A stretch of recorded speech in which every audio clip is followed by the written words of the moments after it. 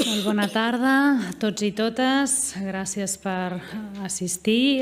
És un honor poder comparèixer en aquesta sessió conjunta de la Comissió d'Infància i de Joventut per exposar les principals línies mestres de la conselleria que encapçalo. Ho faig acompanyada de bona part del meu equip. Tinc aquí a la meva dreta la Teresa Llorenç, secretària d'Infància, Adolescència i Joventut. Tenim també a la sala l'Isabel Carrasco, directora general d'Atenció a la Infància i Adolescència, la Clara Quirante, directora general de Joventut, Bartolomé Agudo, director general de l'Agència Catalana de Joventut, Helena Lladós, directora de l'Institut Català de l'Acolliment i l'Adopció. I bé, per començar també volia saludar especialment a la Maite Selva, presidenta de la comissió, i al Hugo Manchón, president de la Comissió de Joventut. Agrair també a la comissió i als grups parlamentaris poder comparèixer de manera conjunta a la Comissió d'Infància i de Joventut. Hem fet aquesta proposta per poder comparèixer el més aviat possible, però resto a la vostra disposició per tornar al Parlament en qualsevol de les dues comissions, sobretot si veient la inquietud de no tenir prou temps per aprofundir, doncs ho podem fer en qualsevol moment durant les properes setmanes o mesos. I també al iniciar la meva intervenció també volia reforçar una de les qüestions que vaig dir a la meva compareixença inicial al Parlament, que és la voluntat d'arribar a consensos amplis entre tots o la majoria dels grups parlamentaris. Crec que moltes de les qüestions que competeixen a l'àmbit social, a l'àmbit de drets socials i inclusió, un dels avantatges que tenim és que hi ha un ampli consens en molts dels temes, diagnòstic i solucions. Jo crec que és aquest esperit on hem d'avançar cap a posar solucions de la manera més àgil possible en un sector que és prou conegut per tots i totes, que té uns reptes i unes demandes molt importants.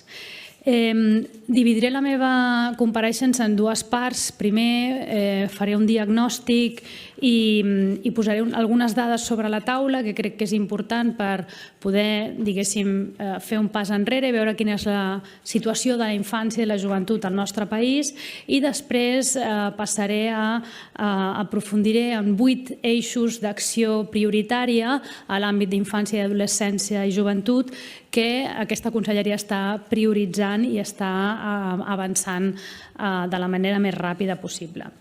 Bé, doncs passem a la part de diagnosi i començaré per donar unes xifres generals, com deia. A Catalunya hi ha aproximadament 1,3 milions d'infants i adolescents menors d'edat, que són un 16,9% de la població total del país. 61% d'aquests menors tenen entre 0 i 11 anys i 40% tenen de 12 a 17.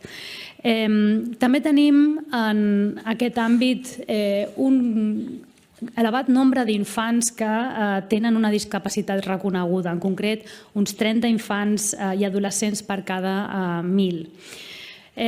Això és important també tenir-ho present perquè l'àmbit de la discapacitat també necessita uns recursos i uns suports addicionals. Passant a parlar de dinàmiques més demogràfiques, una de les xifres que és rellevant i ha tingut una evolució notable en els últims anys i últimes dècades és el canvi de la taxa de fecunditat. Per dona, a Catalunya només hi ha 1,1 fills. És una de les taxes de fertilitat més baixes del món, realment. I això ens indica que hem de reforçar tot el que són els esforços i els suports envers la infància i l'adolescència. Parlant de qüestions relacionades amb la salut infantil i també intentant donar una panoràmica global, Catalunya, lògicament, com és un país desenvolupat i ric, té una de les taxes de mortalitat infantil més baixes del món. Això és, sens dubte, una bona notícia. La taxa de mortalitat infantil és de 2,5 infants per cada 1.000 nascuts i és lleugerament per sota de la mitjana espanyola, reflectint la bona salut del sistema de salut i de l'atenció a l'etapa, diguéssim, del naixement i del sistema de salut en general. Però també és veritat que tenim alguns reptes importants en l'àmbit de salut infantil. Per exemple, un 13,7% dels infants de 6 a 12 anys tenen obesitat a l'etapa de la infància i sabem per l'evidència científica que això comporta uns greuges a l'edat adulta i unes mancances en termes de qualitat de vida i de salut molt importants. Aquesta taxa d'obesitat és més alta als sectors més desafavorits. Puja del 13,7% puja fins al 17,8% a les persones de menys recursos i fins al 18% a les persones de baix nivell educatiu. Parlant de salut, també és important posar l'èmfasi a la salut mental, que és un àmbit on tenim reptes importants. Hi ha una prevalença de trastorns mentals a l'etapa infantil que s'estima d'un 14,4%, si bé és el 5,8% de la població infantil que està atesa, per exemple, als CESMICs, a centres especialitzats de salut mental de l'àmbit de salut. Això vol dir que hi ha molts més casos que amb gran probabilitat no estan rebent l'atenció necessària des de, diguéssim, els serveis públics. Passem també a dir breument algunes dades referides a l'àmbit de l'educació en l'àmbit també de la infància. També, com deia, com Catalunya és un país ric i desenvolupat, té unes taxes d'escolaritat molt altes, pràcticament plenes, però també hi ha zones on hem de redoblar els esforços. Un àmbit és l'abandonament escolar prematur. La taxa d'abandonament escolar prematur és del 14% dels joves i adolescents i aquesta taxa és superior a la de la Unió Europea, que situa en el 9,6%. Tot i que aquesta taxa d'abandonament escolar s'ha reduït en els últims anys, encara tenim un gap envers la mitjana de la Unió Europea. Un àmbit també molt relacionat amb l'educació és el lleure i la dificultat d'accés. Una de les línies que aprofundirem, una de les línies d'accions és referida al lleure i aquí tenim un sistema amb certa salut que lògicament s'ha de reforçar, però hi ha un bon, diguéssim, entorn per desenvolupar activitats de lleure i d'activitats extraescolars i activitats educatives. Però l'accés a aquest món del lleure és desigual. Hi ha un 20% dels infants a Catalunya que no realitza cap activitat extraescolar i aquest percentatge es concentra en les famílies de rendes més baixes. Llavors, tenim aquí un repte de fer arribar i fer que el lleure també sigui accessible per tots i totes. I això em porta a parlar de les xifres de pobresa infantil i exclusió social. Aquí tenim una imatge que ens mostra una comparativa entre la taxa de pobresa infantil a Catalunya, a Espanya i altres països de l'entorn europeu.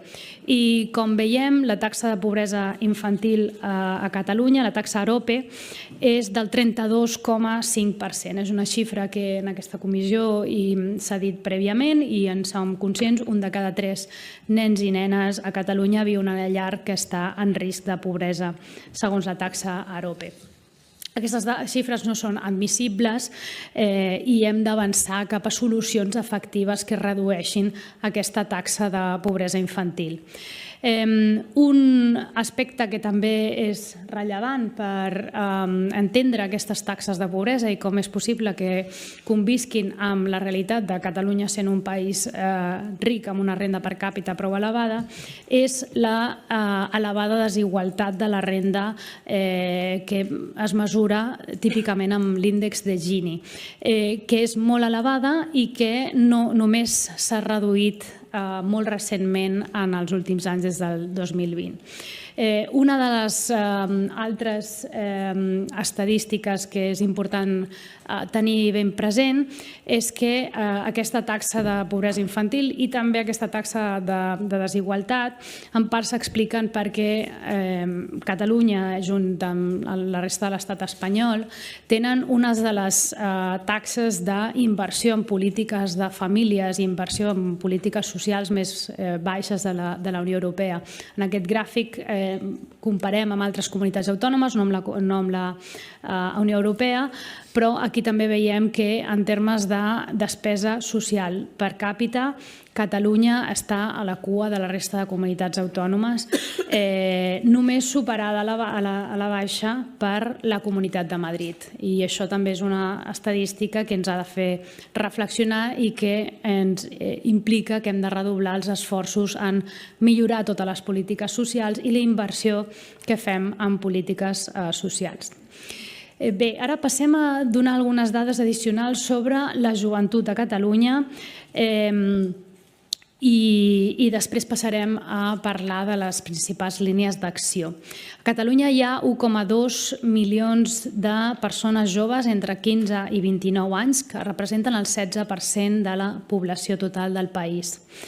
Algunes característiques importants demogràfiques que han canviat ràpidament en els últims anys és la població de joves estrangers. Mentre que l'any 2000 la proporció de joves de nacionalitat estrangera eren el 3,3%, actualment són el 22%. Estem en un context amb un ràpid canvi demogràfic, amb reptes i també oportunitats que ens indica que la població jove i la població d'infants de Catalunya demogràficament està canviant i està sent cada cop més diversa. Sobre el tema de l'educació o les estadístiques relacionades amb l'educació dels joves, més de la meitat de les persones joves estudien, concretament el 53% de les persones entre 16 i 29 anys. La taxa és lleugerament superior per les dones que pels homes, de gairebé 57% en les dones i 51% en els homes. Però és veritat que aquesta taxa prou elevada d'inversió educativa i de taxa de persones que estan estudiant és elevada, té un perfil una mica de polarització. Més de la meitat de les persones entre 25 i 34 anys tenen estudis superiors, això és una bona notícia, i aquest percentatge és superior a la mitjana europea. La mitjana europea està al 42%, mentre que a Catalunya el 55%, o sigui que el percentatge de joves amb estudis universitaris és més elevat que la Unió Europea. Però el 24% de joves tenen estudis obligatoris o inferiors i aquesta xifra també és més superior a la mitjana europea, que és del 14%. És a dir, tenim una distribució més polaritzada en el sentit de tenim un percentatge més alt de persones amb estudis universitaris i un percentatge també més alt amb estudis mínims, o sigui que no han complert l'ESO o tenen menys estudis. És com si tinguéssim menys classe mitjana educativa envers altres països europeus. Això té llums i ombres. Lògicament, tenir un percentatge més alt en persones, amb joves amb estudis superiors, és una bona notícia, però una de les qüestions que ens preocupa és la sobrequalificació. Molts d'aquests joves, tot i tenir estudis superiors, això no vol dir que ens traslladi en unes bones oportunitats professionals i molts d'ells, en concret el 30% de persones ocupades joves, tenen un nivell formatiu superior a les qualificacions que el mercat de treball li demanaria per la tasca que està fent. I seguint cap a l'àmbit del treball, la inserció laboral dels joves, La situació del jovent envers la inserció laboral ha millorat notablement en els últims anys, també relacionat, lògicament, amb el cicle econòmic.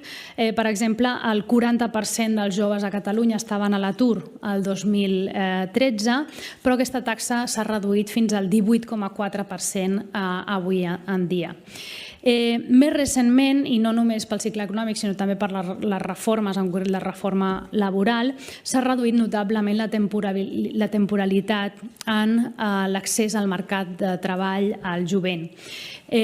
La taxa de temporalitat de les persones, els joves, se situa avui en dia al 30%, però havia arribat fins al 53%. Llavors, en termes d'accés al món laboral i de reducció de la taxa de temporalitat i d'atur, tenim unes dades que són optimistes.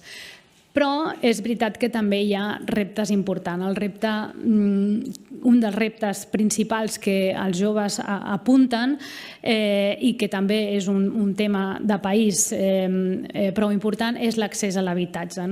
Tot i que hi ha una més gran inserció laboral, això no vol dir que les condicions de vida, quan tenim en compte l'augment de la despesa i dels preus de l'habitatge, això impliqui necessàriament que tinguin unes millors condicions de vida. L'habitatge és un repte, sobretot en el cas de les persones joves, que afecta directament amb la taxa d'emancipació. La taxa d'emancipació de les persones entre 16 i 29 anys és del 20%, lleugerament per sobre de la mitjana espanyola, que són del 17%, però molt lluny de la mitjana europea. Si mirem joves una mica més grans, entre 30 a 34 anys, lògicament hi ha una taxa d'emancipació molt més alta, que és del 70%, però això també indica que tenim aproximadament un 30% de les persones de més de 30 anys que encara no s'han pogut emancipar. I com apuntava abans, això està directament relacionat amb el preu de l'habitatge i també les dificultats a l'àmbit laboral i dels ingressos que tenen. I per anar finalitzant aquesta part de diagnòstic, l'àmbit de la salut també és molt rellevant per a les persones joves. En concret, la salut mental és una de les qüestions on tenim uns reptes més grans. El 31% dels joves entre 15 i 34 anys indiquen que pateixen malestar emocional. Aquesta taxa és superior per a les dones, puja fins gairebé el 40% de les dones d'aquestes edats indiquen que tenen malestar emocional i el 24% dels homes. I l'indicador potser més extrem dels problemes de salut mental al jovent és la taxa de suïcidis, que mostra una evolució negativa a l'alça en els darrers anys i que no ha parat de créixer des de la pandèmia. Era un 3,5 per miler de joves al 2020 i ha pujat fins al 3,89 nombre de suïcidis per miler de persones. Llavors, en general, aquestes són una mica les xifres que us volíem transmetre. Lògicament, depèn de amb quina mirada posem. En el context global, Catalunya és un país que dona unes bones eines i uns bons serveis a l'àmbit de la infància i de la joventut, però també tenim molt espai per recórrer, sobretot quan ho comparem amb la resta de països de la Unió Europea i quan ho comparem amb les polítiques de suport d'infància, adolescència i joventut. Tot seguit passaré a descriure les 8 principals línies d'actuació que hem identificat a la nostra conselleria com a prioritàries i que són les que estem treballant de manera més estreta en aquests àmbits, però tot i que, vull dir, en els propers mesos i propers anys, vull dir, no són totes les qüestions que hem identificat, són, diguéssim, les més prioritàries. Som conscients que hem d'avançar cap a moltes més. Doncs la primera d'aquestes línies d'actuació és un nou impuls pel sistema de prestacions i dissenyar-ho en clau d'infància. L'elevada taxa de pobresa infantil requereix una aposta decidida i forta cap a un sistema de prestacions socials àgil, digital, en base a dades i interoperabilitats que faciliti la vida als ciutadans i que es donin suports amb rigor i amb justícia social. La renda garantida de ciutadania és una eina fonamental que tenim al nostre abast per aconseguir aquest objectiu de reducció de la pobresa. Des de la seva posada en marxa s'han beneficiat més de 160.000 famílies i és, sens dubte, una eina clau. També és veritat que, com vaig exposar a la meva darrera compareixença a la Comissió de Drets Socials i Inclusió, és una prestació que té reptes, que té dificultats, que en el disseny de la prestació i en el disseny del model de gestió no s'ha tingut prou en consideració la importància de dissenyar-la en base a dades i automatismes en lloc en base a manualitats, i això ens suposa uns reptes que hem d'abordar de manera urgent i que hem d'abordar entre tots un procés de reflexió cap a una reforma de la llei de la renda garantida de ciutadania.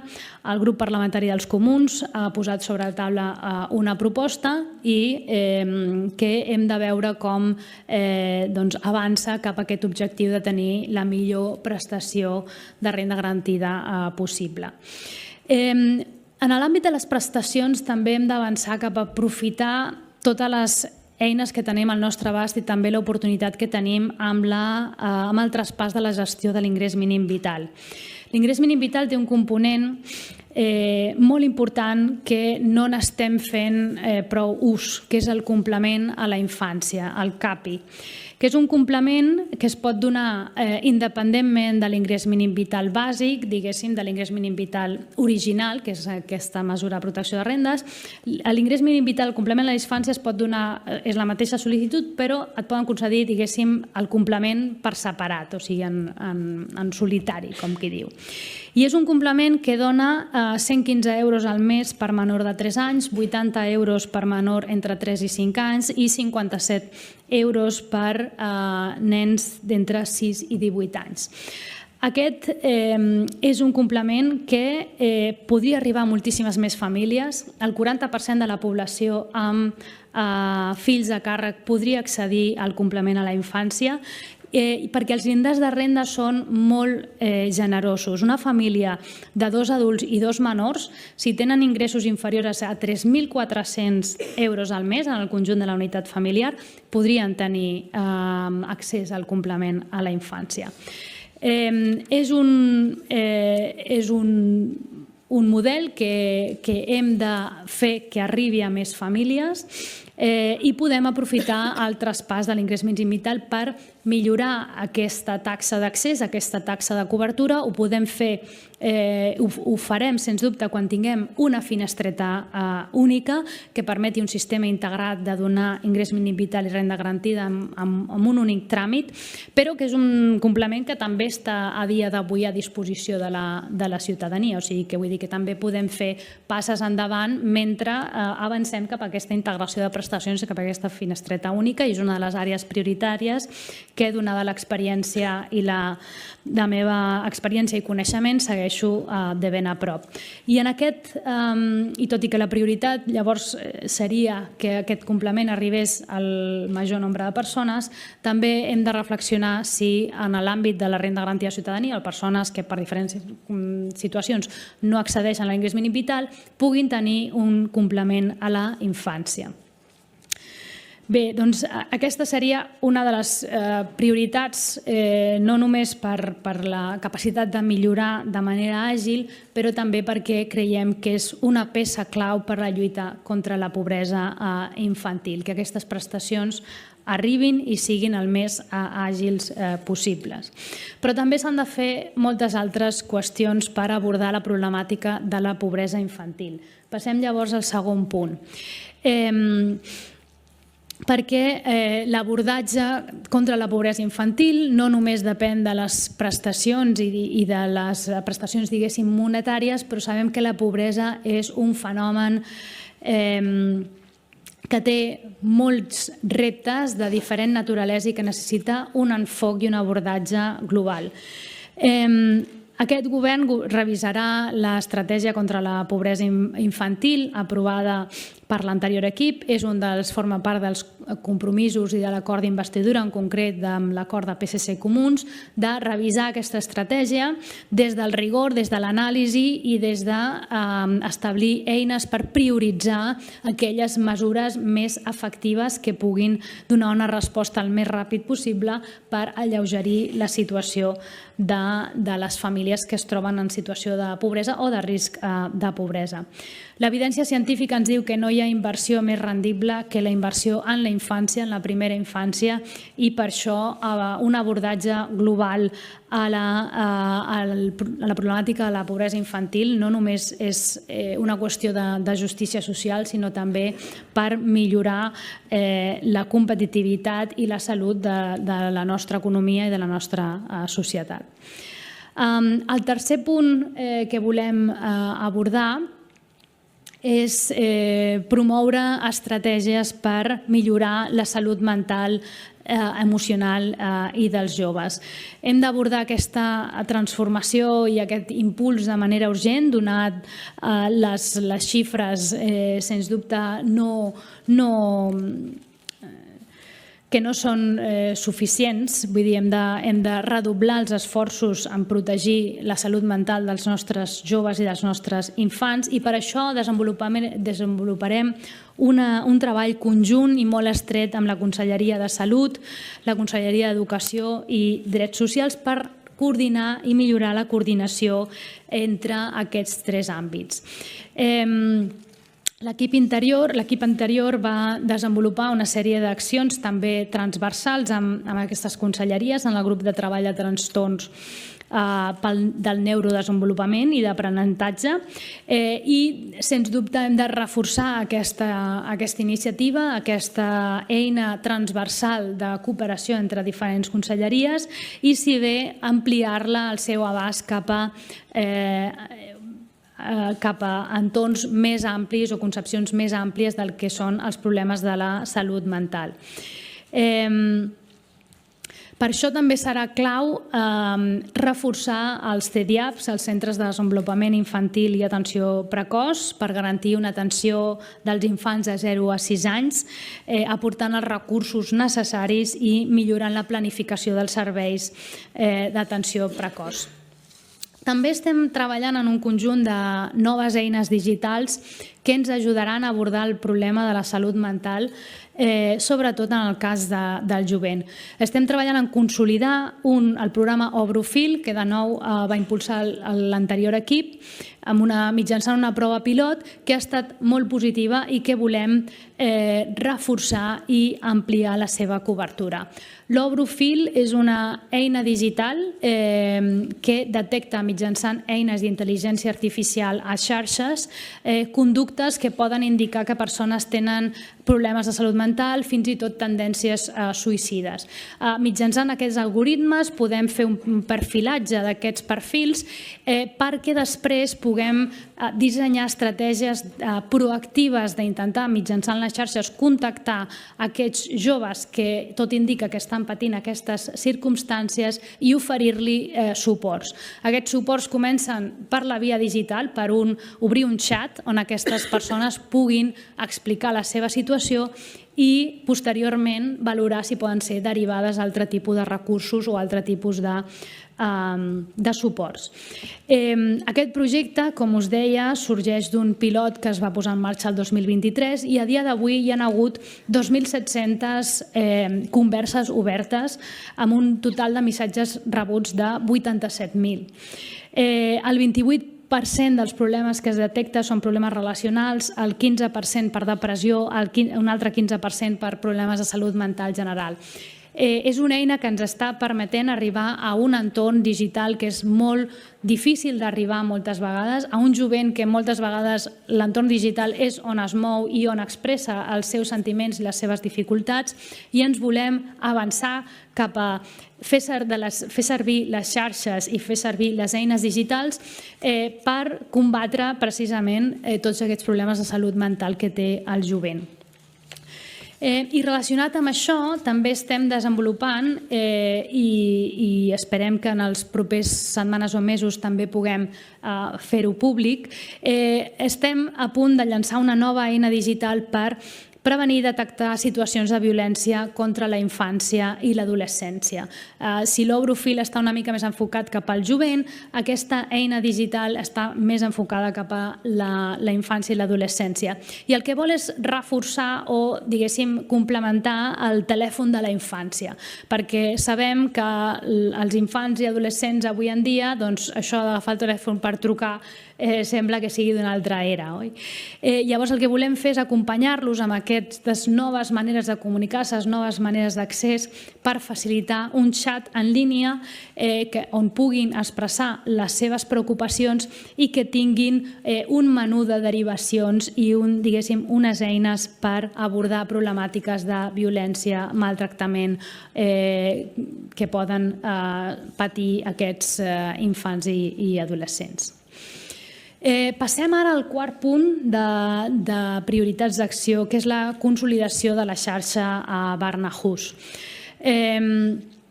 L'abús sexual infantil és una de les problemàtiques més greus que tenim a la nostra societat.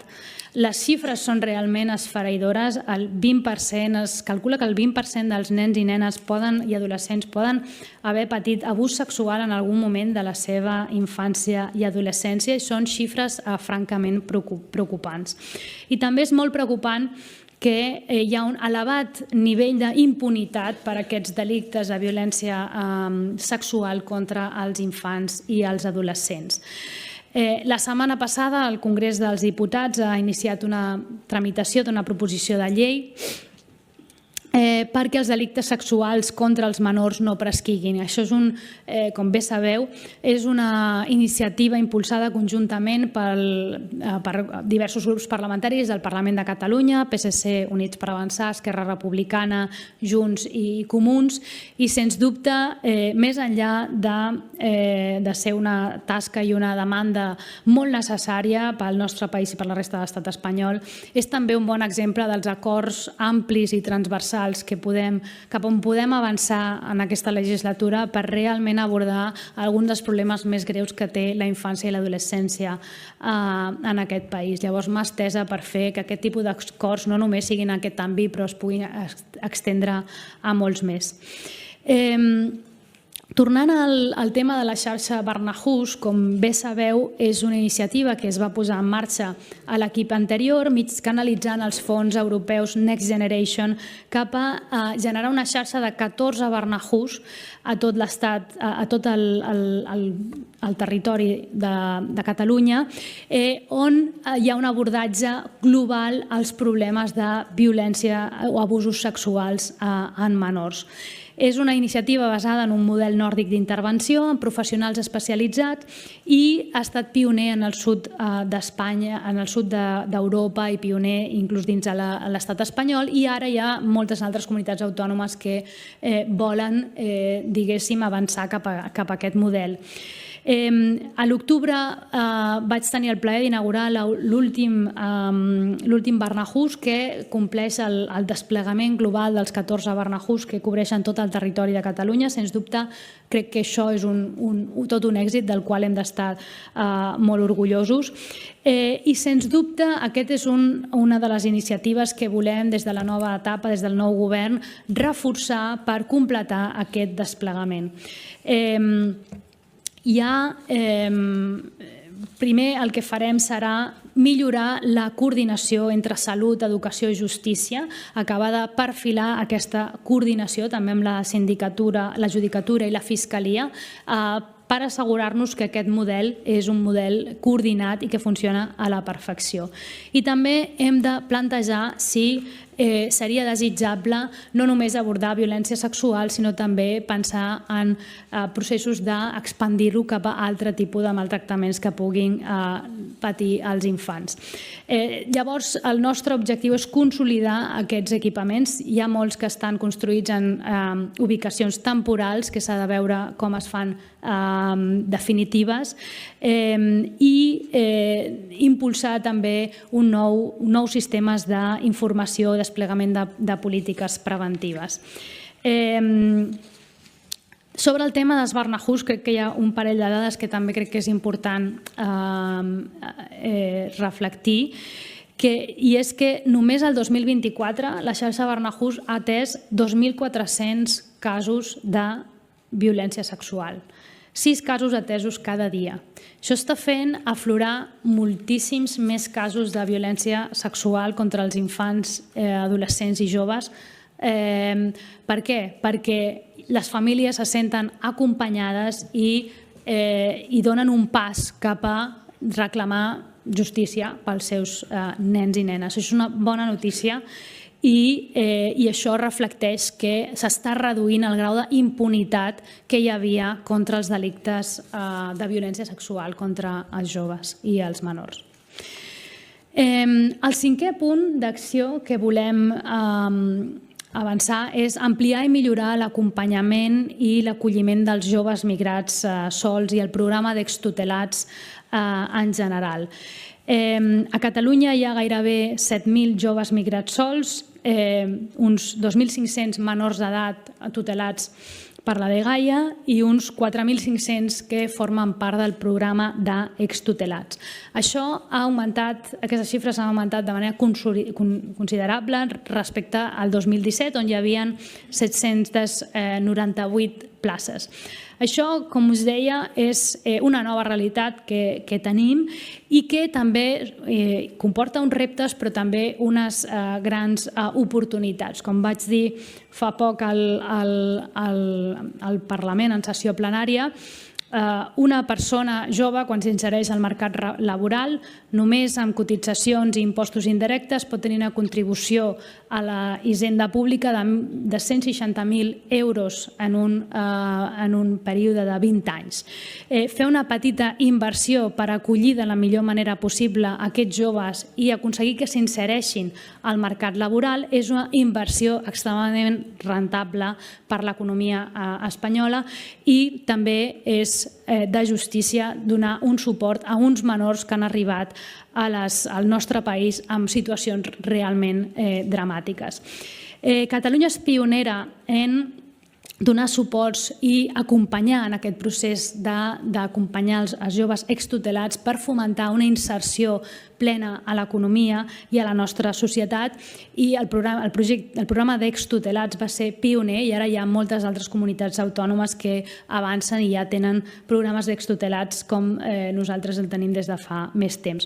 Un bon exemple, per exemple, són els PILs, els pisos assistits vinculats a programes d'inserció laboral que serveixen per fomentar no només una inserció, donar una resposta habitacional, però també fomentar aquesta inserció laboral i aquests acompanyaments que es necessiten perquè aquestes persones realment tinguin una inserció laboral amb les taxes desitjades. Bé, doncs llavors passem al 6è punt, que és l'estratègia de desinstitucionalització dels infants menors de 6 anys. Aquí veieu que anem abordant temes d'infància i joventut en diferent ordre. L'estratègia de desinstitucionalització dels menors de 6 anys vaig tenir l'oportunitat de comunicar-la a roda de premsa ahir i avui l'hem portat al Consell de Govern.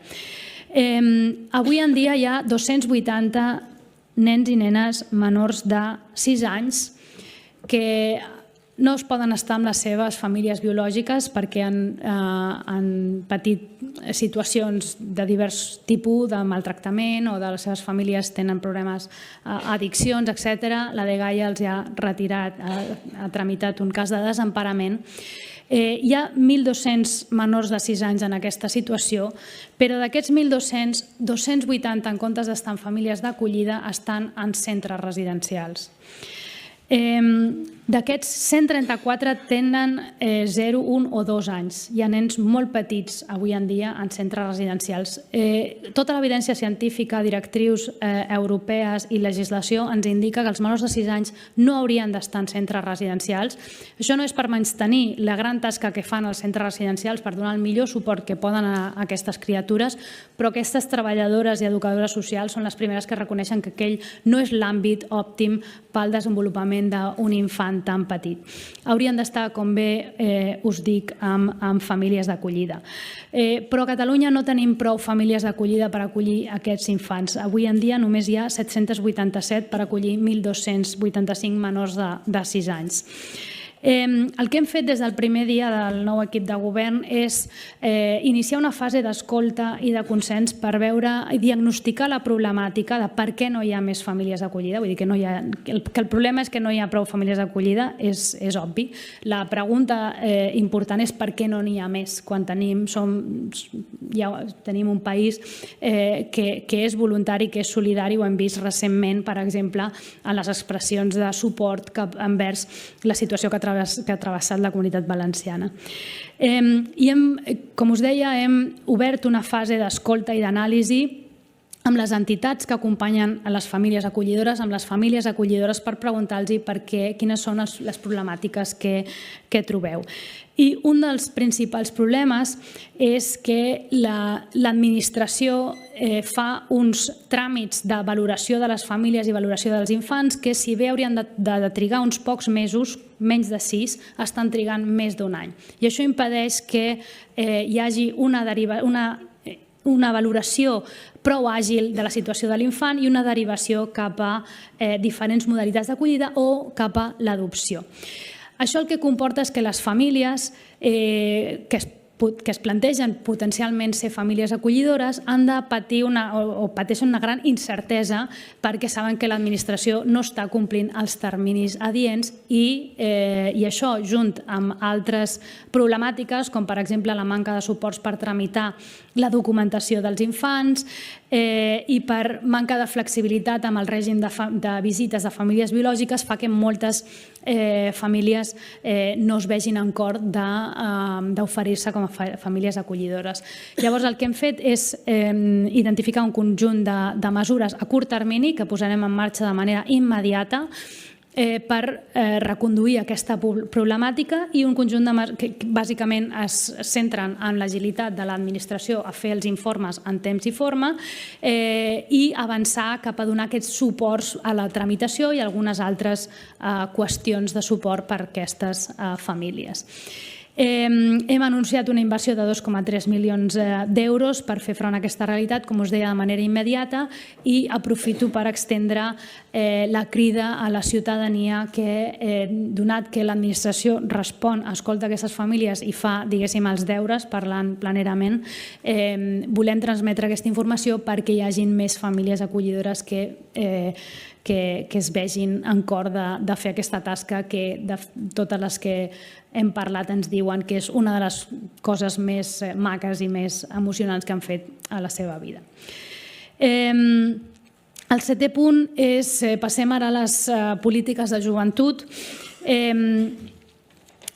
Hem de defensar i volem reivindicar que l'estratègia de joventut ha de ser transversal en tot l'àmbit del govern. Les preocupacions de la joventut sabem que apliquen només al Departament de Drets Socials, però també habitatge, treball, salut, educació, etc. Llavors, això és un abordatge que hem de fer de manera transversal i, sens dubte, avançarem cap a aprovar el més aviat possible el Pla Nacional de Joventut de Catalunya 2030, que intentarem que s'aprovi el més ràpid possible en la Comissió de Govern local. Després, en aquest àmbit, també hem de valorar quines són les prioritats dintre d'aquest Pla Nacional de Joventut i el pla, i diguéssim, com s'estructura en el pla d'acció de mesures concretes per veure com prioritzem tots aquests suports i totes aquestes ajudes. Llavors, a la Comissió Interdepartamental de Polítiques de Joventut abordarem aquesta problemàtica per fixar les prioritats adients. I això ho volem fer des de l'escolta del jovent. Tenim pensat, i en les properes setmanes posarem en marxa, una enquesta de joventut per assegurar-nos que les polítiques de la Generalitat responen de manera adient a les principals preocupacions de tot el jovent de Catalunya i per establir prioritzacions envers les polítiques que més els poden preocupar. I també intentarem o promourem aquesta priorització en base a l'evidència científica, en base a les mesures que han demostrat una major efectivitat a resoldre els problemes del jovent.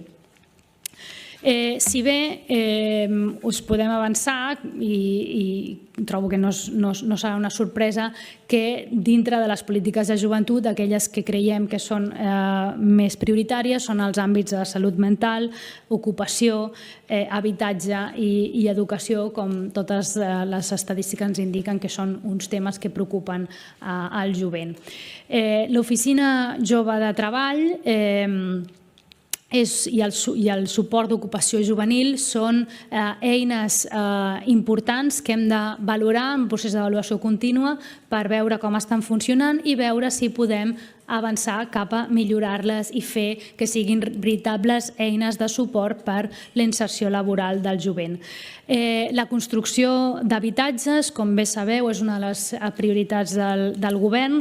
Ja s'han anunciat la construcció de 50.000 habitatges nous que, sens dubte, representaran un important marge per millorar l'accés de tota la ciutadania, però en concret del jovent, que són els que tenen més dificultats a l'hora de trobar una solució habitacional. I també reforçarem, amb la cooperació del Departament d'Educació, l'accés a la formació reglada, l'FP, la lluita contra l'abandonament escolar i l'acreditació de competències. I l'últim punt és reforçar el sector del lleure. El lleure educatiu i el lleure en l'àmbit del jovent és una de les eines més importants que tenim al nostre abast per combatre problemes com els problemes de salut mental, els problemes d'aïllament i solitud no desitjada. Sens dubte, des d'aquest govern volem reforçar tot aquest àmbit i assegurar-nos que és un àmbit on totes les persones poden accedir, com bé deia al principi, en el cas de les activitats extraescolars. Sabem que hi ha un 20% dels infants que no accedeixen a activitats extraescolars. Això està molt associat a problemes d'accessibilitat envers poder-se permetre o costejar el cost d'aquestes activitats. Crec que això també és una reflexió que hem de portar cap al lleure per veure com fer-ho més accessible i assegurar-nos que arribi a totes les persones, en concret a les més vulnerables. Accessibilitat en termes de rendes, però també accessibilitat en termes de discapacitat o d'altre tipus de dificultats. Impulsar les activitats de lleure gratuïtes de manera gradual és un dels acords d'investidura del grup parlamentari del PSC amb Comuns. I bé, aquestes serien les 8 principals prioritats o eines o àrees més prioritàries. Com bé deia al principi, no és la totalitat de les polítiques d'infància i joventut que volem abordar en el marc d'aquesta legislatura, però són les que creiem que necessiten un abordatge de manera més urgent i prioritari, i reitero la predisposició de continuar avançant en aquest àmbit, estendre la mà per arribar als acords més amplis possibles en seu parlamentària, perquè estic convençuda que hi ha un gran consens en molts d'aquestes qüestions, i quan posem solucions des del consens són solucions que seran més efectives per donar els millors suports per infants, adolescents i joventut de Catalunya. Moltes gràcies. Bé, doncs moltes gràcies per les aportacions de tots i totes. Començo donant resposta als comentaris intentaré anar per ordre del grup parlamentari de Junts. Moltes gràcies pels comentaris. Jo crec que hi ha moltes de les qüestions que nosaltres també identifiquem com prioritàries i algunes de les mesures també compartim. Gràcies per fer aquesta referència a la Carta als Reis. Jo soc conscient que els infants i els joves farien aquesta Carta als Reis o cartes similars, però jo i el meu govern estem més centrats en el 6 de gener, en veure què els hi fem arribar, com els hi fem arribar i que sigui el millor possible. Llavors jo crec que això potser serà una resposta transversal a moltes de les qüestions que ens heu plantejat. Ja ens agradaria avançar cap a moltes de les qüestions i tenir una resposta perfecta i solucionar-ho, però com diu el president Illa, nosaltres tampoc fem miracles. Estem aquí per fer el millor possible amb els recursos que tenim i ens redoblarem tots els esforços possibles, però potser aquesta compareixença o les propostes o les mesures que fem potser no són tan grandiloqüents com podien ser en alguns altres moments, però això és perquè nosaltres el que diem ho fem. Les mesures que anunciem les volem fer realitat totes i per això potser estem més centrats en aquest 6 de gener. Ens comentàveu també del vostre grup parlamentari, ens preguntàveu quina és la situació del Pla Nacional de Joventut, també ho ha fet Esquerra.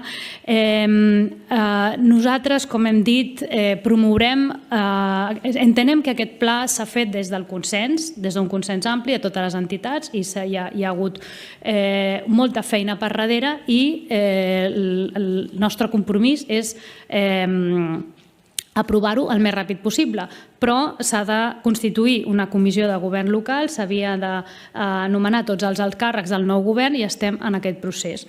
Li donarem compliment el més ràpid possible.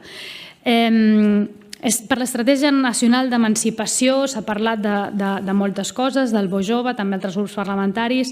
Jo crec que aquí hi ha un tema clau cap on hem d'avançar i és una de les prioritats del nostre departament, que és avançar cap a la integració d'ajuts. Som conscients que hi ha molts ajuts de molt tipus que es donen des de diferents àmbits de l'administració. Hem d'anar cap a un model integrat de prestacions que sigui el més àgil possible i és això en el que estem avançant i això potser és una qüestió transversal. També s'ha dit que les nostres propostes no adreçaven el tema de la joventut.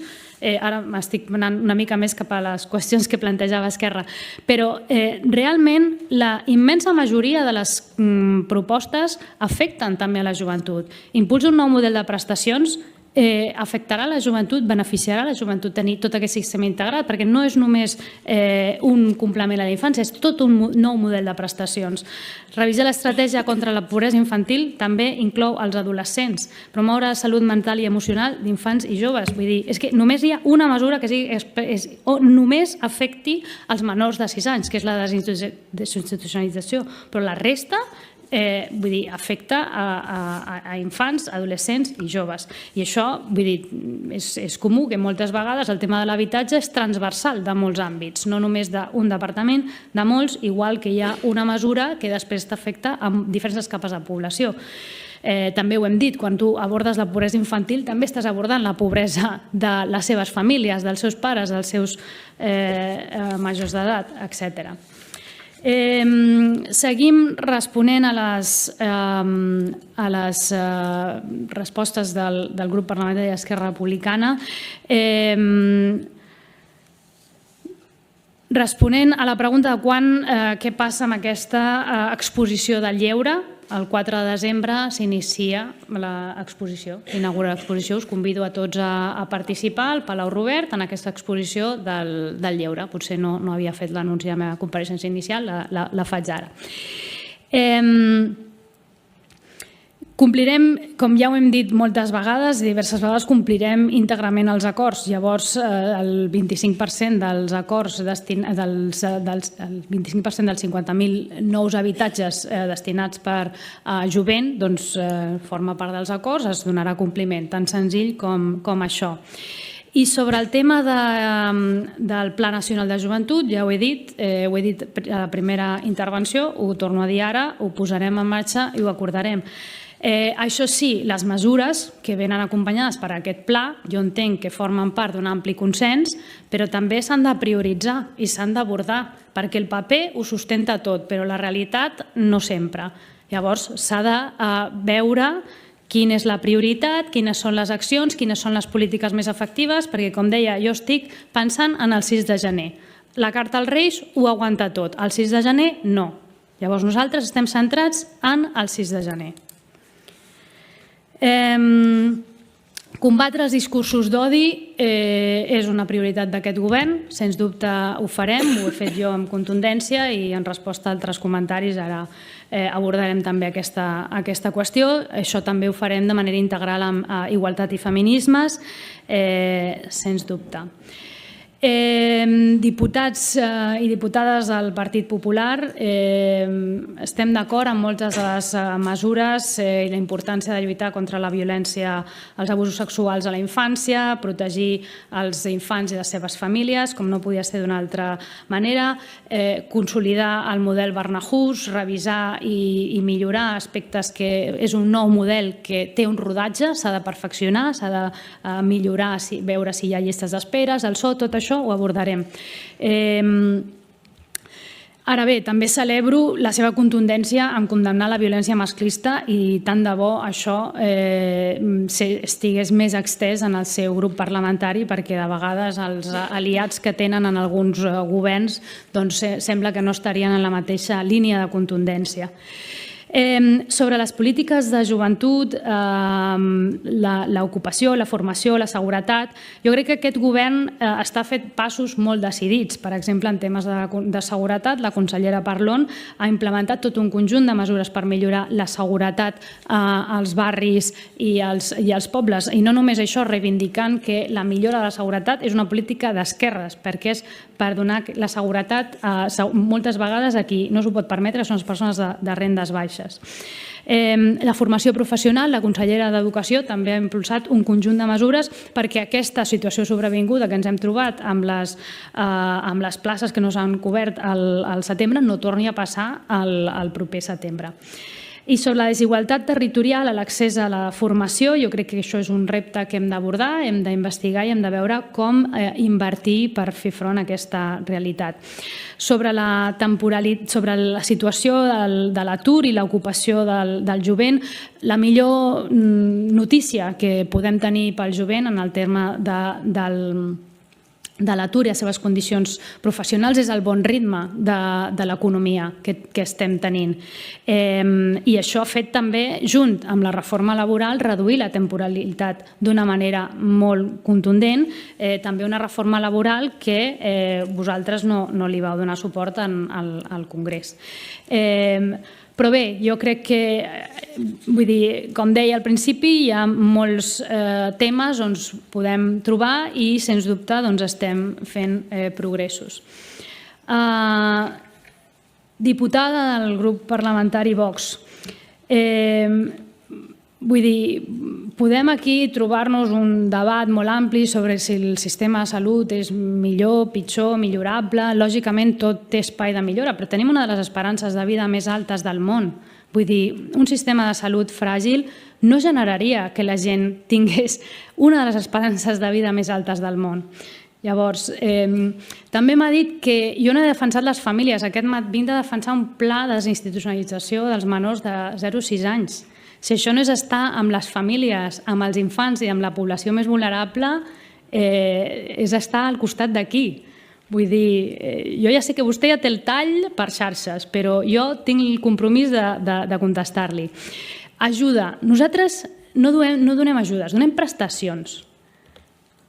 No fem caritat, nosaltres fem prestacions. Les prestacions són una inversió perquè les persones impulsin la seva trajectòria vital. I això es fa amb un sistema de prestacions del segle XXI i amb unes prestacions que, per exemple, siguin compatibles amb la feina. I és veritat que potser hem d'avançar cap aquí. Per això hi ha un tema de terminologia important. Nosaltres no donem ajudes, donem prestacions econòmiques que són una inversió social per impulsar les trajectòries vitals i econòmiques de les persones que més ho necessiten. I sobre els joves migrats sols, doncs, el mateix de sempre. Nosaltres no fem despesa social, fem inversió social. Si un jove li donem un ajut temporal uns anys i s'insereix al mercat laboral, genera un retorn de 160.000 euros per la hisenda pública, sense comptant com el mínim escenari. Fàcilment es podria triplicar si aquesta persona té una progressió laboral que segur que tindrà. Tenim un mercat laboral que té mancances i necessita perfils i joves treballadors, que és el que tenim. I sobretot a la resta que hi ha foment de la pederàstia i totes aquestes qüestions, jo sincerament he vingut aquí per millorar els serveis públics, per millorar l'atenció a la ciutadania i totes aquestes qüestions, la veritat és que jo trobo que no és el que li interessa a la ciutadania. El grup parlamentari de Comuns, senyora Lozano, ha parlat de moltes qüestions que tenim identificades conjuntament. Hi ha un ampli consens en diversos grups parlamentaris, la problemàtica de la precarietat laboral, el foment del parc públic de lloguer i també els reptes de la xarxa social. Nosaltres avui hem anunciat que consolidarem i ampliarem tot un conjunt de mesures per fomentar la salut mental i abordar des de les eines digitals que tenim a l'abast, que són, de fet, una de les portes d'entrades per poder donar aquesta mà estesa a infants, adolescents i joves. Sobre instar el govern a una prestació universal per criança, aquí, vull dir, això necessitaria també una reflexió addicional, que per posar en marxa una prestació universal per criança s'ha de fer una reforma fiscal. Vull dir, ja veiem els intents de reforma fiscal del Congrés a les últimes hores. Vull dir, potser seria més pràctic posar-nos d'acord i després intentar abordar grans mesures com aquesta. Però abans d'impulsar una reforma fiscal i fer focs artificials, nosaltres, com deia, estem més centrats en el 6 de gener. Tenim a la nostra abast un complement a la infància, que no és ideal, és millorable, estic d'acord, però pot arribar al 40% de la població amb nens de rendes més baixes. Això, quan concentrem les prestacions en les capes més baixes, es redueix molt més la desigualtat que si agafem tots aquests calés i els repartim de manera universal, quan a més tenim una tendència molt canviant al món, que és que les famílies més pobres cada cop tenen menys fills i les famílies més riques cada cop tenen més fills.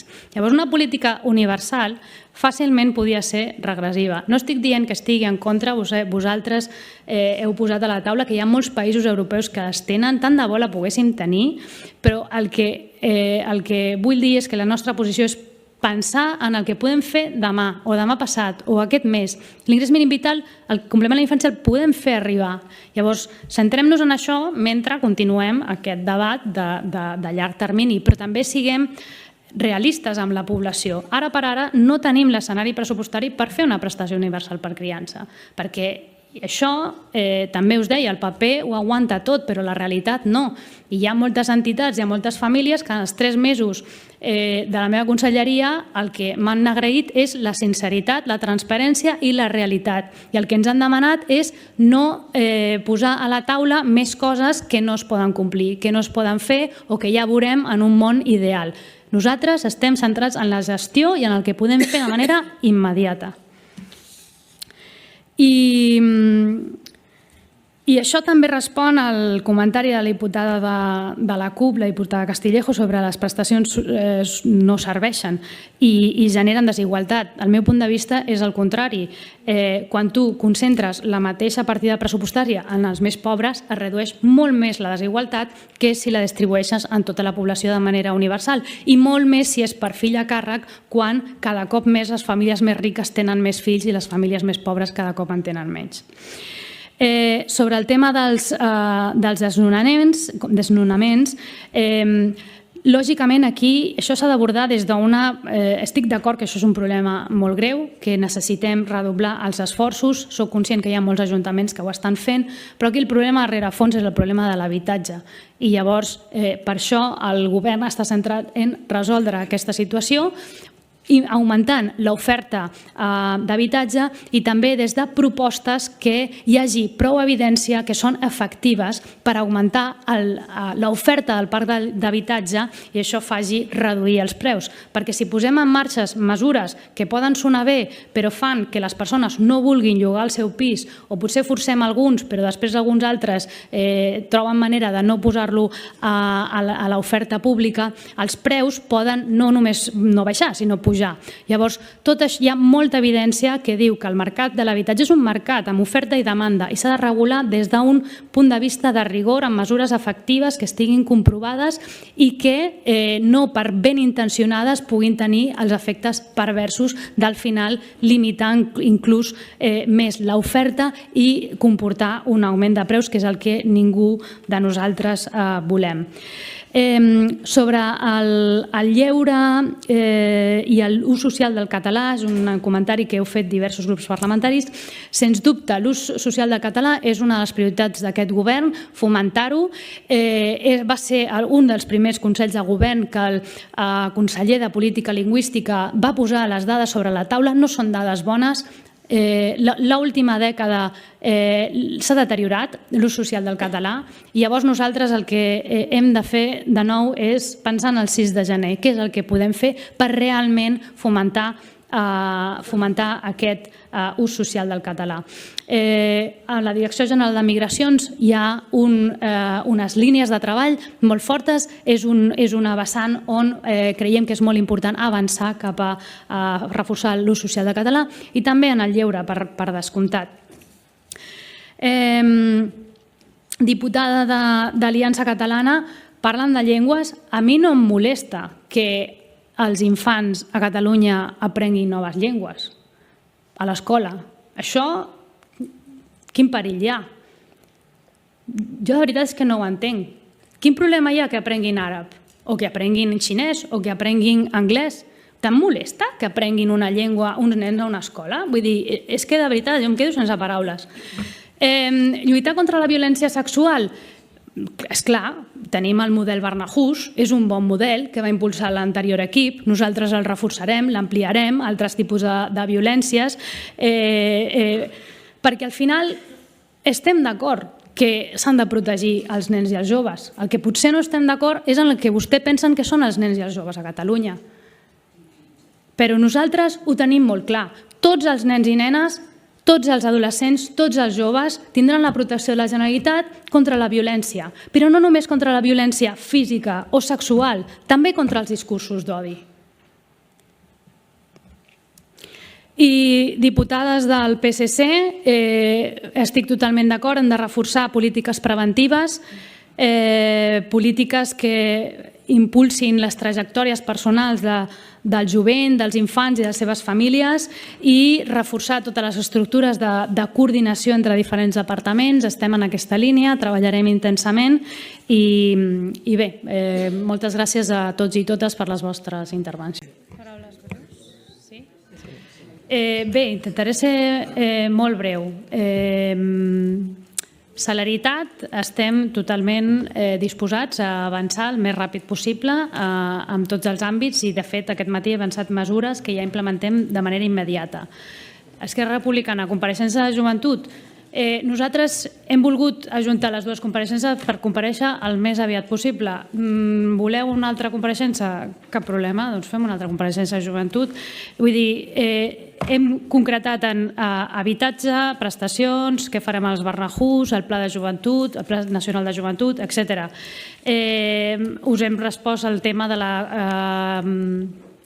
l'exposició. El 4 de desembre recollim el missatge, lògicament convidem a tots els grups parlamentaris i farem la difusió que correspongui. Però si necessitem més concreció, i estic d'acord, a mi també m'agradaria anunciar mesures més concretes, aquí el que necessitem també són uns pressupostos. Llavors, convido mà estesa als grups parlamentaris per avançar el més aviat possible i concretar aquestes mesures de resposta del grup de comuns. Sens dubte, la bona marxa de l'economia no és suficient, per això necessitem polítiques socials, per això necessitem un model de creixement econòmic amb pobresa compartida, que és precisament el que defensem. I senyora Castillejos, que el mercat, que l'habitatge hi hagi un mercat, no és una percepció, és un fet. Vull dir, ens pot agradar més o menys, però tenir una estructura de mercat no vol dir que hi hagi necessàriament una especulació. Al mercat del pa no hi ha una especulació. Vull dir, potser em fico en una classe d'economia que ara no toca, però mercat i especulació no són sinònims. El mercat s'ha de regular. Lògicament, s'ha de regular perquè no hi hagi especulació, perquè funcioni correctament. Però quan els mercats es regulen bé i funcionen correctament, com el mercat del pa, són el principal actiu que tenim com a societat perquè les coses vagin el millor possible. Vull dir, no vull dir que el mercat de l'habitatge no hagi de tenir una regulació. Amb això estic d'acord, però s'ha de veure com es fa de manera quirúrgica, de manera rigorosa, per assegurar-nos que amb bones intencions no tenim un efecte pervers. És només aquest apunt que volia fer. I sobre la intervenció de la diputada de Vox. Vostè diu que les prestacions no ajuden a les persones perquè no donem una canya i els ajudem a pescar. Bé, és precisament això, quan les prestacions estan ben fetes, és precisament això el que hi ha, el que es fa. Hi ha uns plans d'inclusió, hi ha uns plans d'inserció sociolaboral, que és el que fa que la combinació de prestacions amb aquestes eines faci que la gent prosperi. I és precisament el contrari que passaria si vostès en algun lloc del món comencessin a governar, perquè llavors el que farien és retallar tot el suport d'aquestes persones perquè no només facin que les prestacions siguin un impuls per impulsar les seves vides, sinó tot el contrari. I a la diputada d'Aliança Catalana celebro moltíssim que vulgui estar a la realitat. Lògicament, ja li he dit que estic totalment d'acord, li he dit abans, precarietat dels joves, aturar la violència, per això tenim el model Barnahus, per això tenim polítiques socials, per això tenim moltes coses i estem d'acord. L'únic és que quan vostè té la seva pròpia definició del qui són les persones catalanes, doncs aquí és on ho sento, però no estem d'acord. Ja li va dir el president Illa en seu parlamentària. Catalans són totes les persones que venen a millorar Catalunya amb els seus drets i amb els seus deures. I aquí no estem totalment d'acord. I la seva pregunta, ja que parlem de realitat, una família que té fills i s'integra al món laboral, què té d'ajut? El IMB CAPI. 115 euros per fill a càrrec, 83 si són una miqueta més grans. Això és la realitat d'aquest país. Una altra cosa és que no ho vulguin veure, una altra cosa és que no ho vulguin demanar, una altra cosa és que depengui de la seguretat social i no d'un ajut que li agradi més, però aquesta és la realitat i si parlem de realitat, parlem tots de realitat. I amb això no tinc res més que afegir. Moltes gràcies pels minuts.